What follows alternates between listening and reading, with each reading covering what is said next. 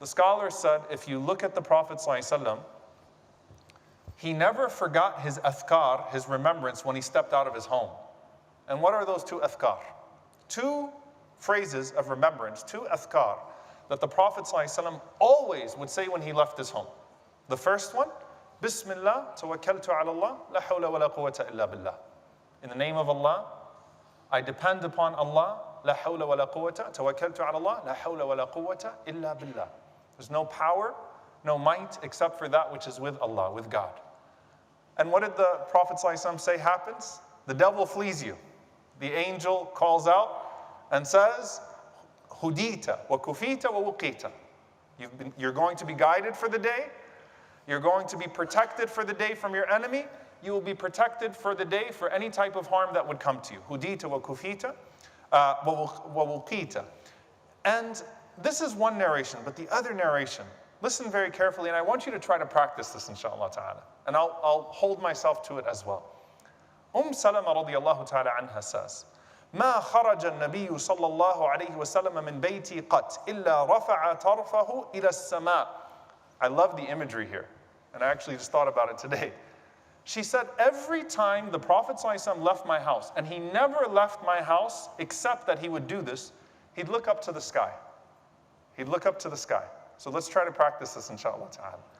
He'd look up to the sky and he would say, Allahumma inni a'udhu bika an adilla aw udal, aw azilla aw uzal, aw adlima aw udlam, aw ajhala aw yujhala alayya. So profound. He would say, Oh Allah, Allahumma inni a'udhu bika an adilla aw udal. Oh my Lord, I seek refuge in you from going astray or leading astray. Leading or going astray. Being astray or leading astray. Being led astray. أو أزل أو أزل, or to slip or cause to slip, or be made to slip.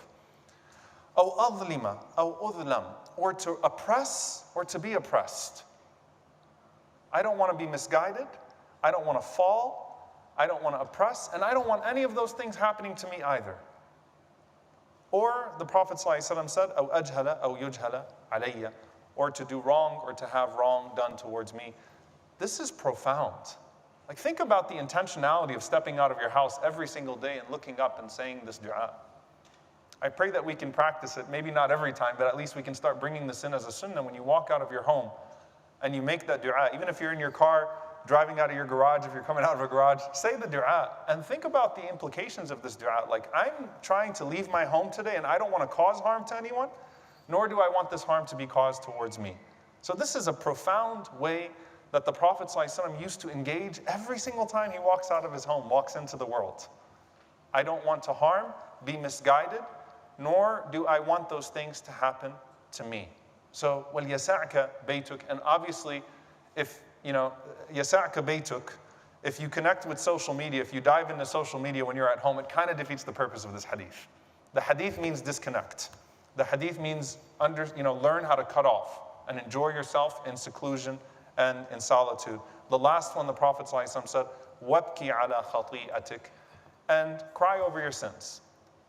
What this means is that many people focus on either the future uncertainty of the world or the current gossip about other people's flaws, and you have plenty of current and past baggage that you need to cry about and you need to get out of yourself to really exert yourself towards Allah. And He is merciful, and He will forgive you when you ask for His forgiveness.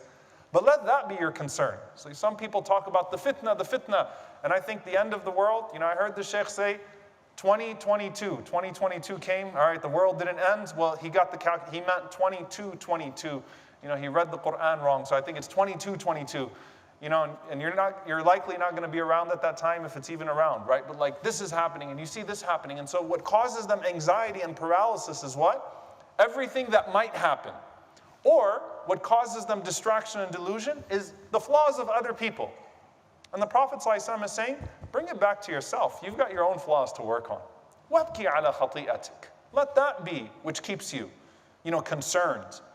I've got things that I don't want to meet Allah with. I don't know when I'm going to meet Him, but I know I will meet Him. Let me work on those things and do that dirty laundry rather than trying to indulge in the dirty laundry of everybody else. May Allah subhanahu wa ta'ala protect us from that delusion. May Allah subhanahu wa ta'ala guide us to that which is pleasing to Him in all of our affairs. Allahumma ameen. أقول قولي هذا وأستغفر الله لي ولكم ولسائر المسلمين فاستغفروا إنه الغفور الرحيم.